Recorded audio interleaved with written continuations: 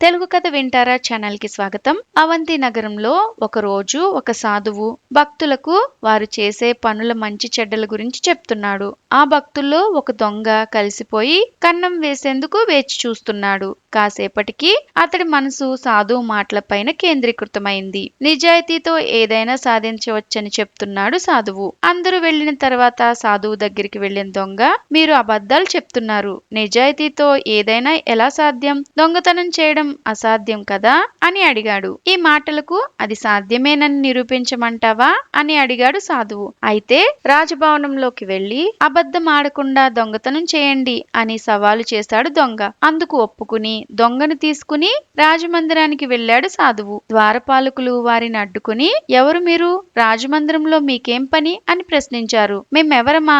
దొంగలం, రాజుగారి నగలు దొంగిలించాలని వచ్చాం అని బదులిచ్చాడు సాధువు. ఆ మాటలకు ద్వారపాలకులు అయోమయంలో పడ్డారు. సాధువు రాజుగారి అతిథి కావచ్చని, అందుకే కోపంతో అలా సమాధానం ఇచ్చాడని భావించి, సరే వెళ్ళండి అని లోపలికి పంపారు. ఇద్దరు రాజమందిరంలోకి వెళ్లి విలువైన నగల్ని సంచిలో వేసుకున్నారు. తిరిగి వచ్చేటప్పుడు ద్వారపాలకులు, ఆ సంచిలో ఏమున్నాయి అని అడిగారు. ఇవా రాజుగారి నగలు అని బదులిచ్చాడు సాధువు. ఆయన కోపంగా సమాధానం ఇచ్చారని భావించి అధిక ప్రసంగం చేయకుండా బయటకు పంపేశారు. బయటకొచ్చాక సాధువుని క్షమాపణలు అడిగాడు దొంగ. నిజాయితీ దొంగతనం చేయడానికి ఉపయోగపడుతున్నప్పుడు నీతిగా బతకడానికి ఉపయోగపడుతుందని అర్థమైందిగా అని చెప్పి అప్పట్నుంచి ఆ దొంగను మంచి మార్గం వైపు మళ్లించాడు సాధువు. ఇలాంటి మరెన్నో కథలు వినాలనుకుంటే తెలుగు కథ వింటారా ఛానల్ ని సబ్స్క్రైబ్ చేసుకోండి. మరొక మంచి కథతో మళ్ళీ కలుద్దాం.